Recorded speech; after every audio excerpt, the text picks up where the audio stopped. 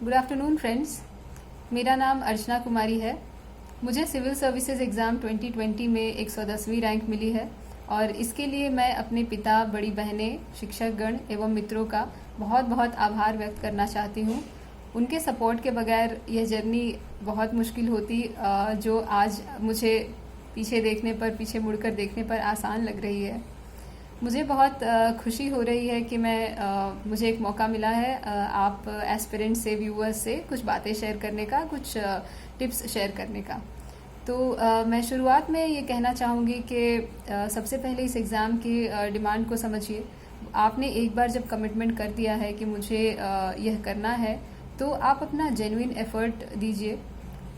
इस एग्ज़ाम की डिमांड ये है कि आपको इंटीग्रेटेड, नॉलेज वाइज तो इंटीग्रेटेड अप्रोच रखनी है कि मटेरियल सेम है, प्रीलिम्स हो, मेंस हो, इंटरव्यू हो, लेकिन आपको तैयारी का तरीका, जो आपको तैयारी में गैर चेंज करना पड़ेगा जैसे जैसे आप एक स्टेज को क्रॉस करते हैं।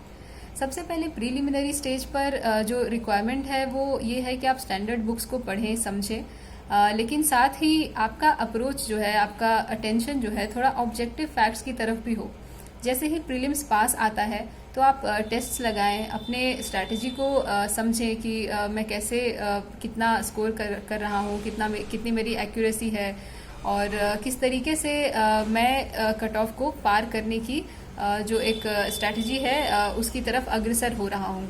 ये प्रीलिम्स स्टेज पे आपको करना है। लेकिन जब आप मेंस स्टेज पे पहुँचते हैं तो आपको अपना गेयर चेंज करना है और वो थोड़ा सा एनालिसिस, एक्सप्रेशन, जो भी क्वेश्चन का डिमांड है उसको आप किस तरीके से फुलफिल कर रहे हैं, आपको इस तरफ काम करना है। और इस स्टेज पर इसीलिए मुझे लगता है कि नोट बनाना बहुत ज़रूरी हो जाता है, बिकॉज यूपीएससी का जो सिलेबस है, S A, GS1, GS2, GS3, GS4 और ऑप्शनल के भी 2 papers, so it's like 7 papers, 7 written papers. तो इतना ज़्यादा सिलेबस हो जाता है, इतने सारे आपको एग्ज़ाम्स लिखने होते हैं विद इन अ वीक और सो, तो आपको बहुत हैंडी आएगा अगर आपने नोट्स बना रखे हैं।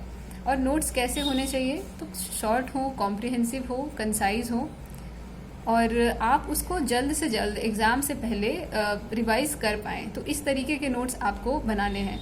मुझे इस तरीके के नोट्स बनाने का जो आइडिया है वो जो दूसरे टॉपर्स ने अपलोड कर रखे हैं अपने ब्लॉग्स पे, वेबसाइट्स पे, तो उनके मैं नोट्स को देखा करती थी कि कितना डिटेल्ड वो किसी भी टॉपिक को अप्रोच करते हैं या कितना शॉर्टली वो एक चीज़ को मेंशन करके निकल जा रहे हैं। तो ये मुझे एक आइडिया देता गया कि मुझे अपने नोट्स कैसे बनाने चाहिए। Rather than merely copying their notes, I try to just understand their way and I adopted the ways which I felt that it would suit me and I did not take some of the approach which I felt that it would not suit me।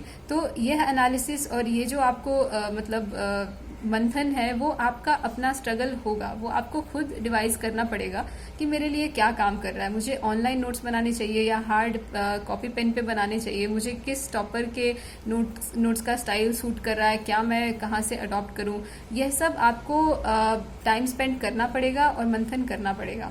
तो ये रही mains की जो demand है इस तरीके की है। Coming to the interview stage, यहाँ पे आपका गेयर इस तरीके से चेंज होता है दैट आप जब यूपीएससी सिलेबस में देखते हैं इंटरव्यू का, they clearly say it is not the test of knowledge, it is a test of your personality.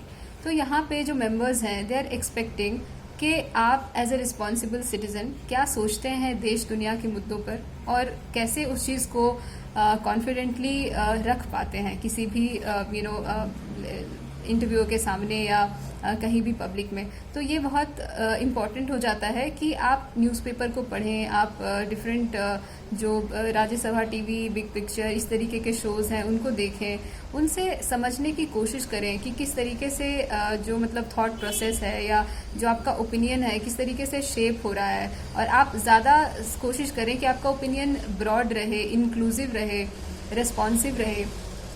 तो इस तरीके से आपको इंटरव्यू का जो प्रिपरेशन स्टाइल है वो इस तरीके का रखना है। रही बात निटी-ग्रिटीज़ की, तो मेरा जो अप्रोच होता था तीनों ही स्टेज पे, प्री मेंस और इंटरव्यू के टाइम पे, I always had two strategies. एक वो जो मैं प्रेपरेशन टाइम में फॉलो करूंगी, और दूसरी वो जो मैं एग्जाम हॉल में कैसे उस चीज़ को एग्जीक्यूट करूंगी। सो आई यूज टू स्पेसिफिकली प्लान कि अगर मेरा प्रीलिम्स एग्जाम है तो उस 2 घंटे में मैं कैसे अपने पेपर को अप्रोच करूंगी, कितनी बार उन 100 क्वेश्चंस को गो थ्रू करूंगी ताकि मैं अपने नेगेटिव्स को मिनिमाइज कर सकूं और मैक्सिमम स्कोर कर सकूं। तो ये चीज़ आपको एग्जाम हॉल की स्ट्रैटेजी डिवाइस करनी होगी। उसी तरीके से मेंस में मैं मैं ये सोचती थी कि मैं किस तरीके से 3 घंटे में अपने पेपर को कंप्लीट कर सकती हूँ with good introduction, body and conclusion in the answers. तो this is another aspect. Similarly for mains, how I used to think how when I am sitting before the board, how am I going to present myself? और इसकी जो तैयारी होती है वो आपकी mock interviews से हो जाती है, या आप किसी फ्रेंड को मॉक दे देते हैं तो हो जाती है। तो ये रहा तीनों स्टेजेस का मेरा बिल्कुल ब्रीफ में टिप्स, क्योंकि डिटेल्ड ऑलरेडी बहुत सारे अच्छे टॉपर टॉक्स अवेलेबल हैं और भी आएंगे इस साल। तो आप उन्हें देखिए, उनसे इन डेप्थ जो है वो सीखिए। बाकी मैं ये कहना चाहूँगी कि consistency, honesty to yourself, these are very important in the exam process. और शुरुआत जब हम करते हैं ऐसे एग्ज़ाम की जो इतना कॉम्पिटिटिव है, तो वो लगता है कि अनडूएबल है, कैसे होगा, मुझसे नहीं होगा, पता नहीं लिस्ट में अटकेगा नाम, नहीं अटकेगा, क्या रैंक मिलेगी, क्या सर्विस मिलेगा। ये सारी दुविधाएं मेरे दिमाग में भी थी, हर एस्पिरेंट के दिमाग में होती हैं। लेकिन जब आप उस तैयारी को थोड़ा तोड़ते हैं कि 3 स्टेजेस में कैटेगराइज किया, उसको थोड़ी प्लानिंग करी कि प्रेपरेशन स्टेज की, एग्जाम हॉल में कैसे एग्जीक्यूट करेंगे उसकी, और इस तरीके से जब आप बिट बाय बिट तीनों स्टेजेस को तोड़ते हैं और तैयारी में लगते हैं, तो 1.5 से 2 साल में मैं समझती हूँ कि इस एग्ज़ाम को निकाला जा सकता है, इस एग्ज़ाम की अच्छे से तैयारी की जा सकती है और आप रास्ते की हर मुश्किल को पार पा सकते हैं। दूसरी इम्पॉर्टेंट बात कि इस एग्ज़ाम का हिस्सा है स्ट्रेस, प्रेशर, मतलब ये हर एस्पिरेंट की कहानी है और मेरी भी थी। लेकिन आप किस तरीके से अपना जो सपोर्ट सिस्टम है उसको यूज़ करके और सच्ची लगन से, मेहनत से अपना 100% देने की कोशिश करते हैं, वो ही आपका सफलता डिसाइड करता है। और मैं मानती हूँ कि अगर ये आप कर लेते हैं तो आप ज़रूर सफल होंगे।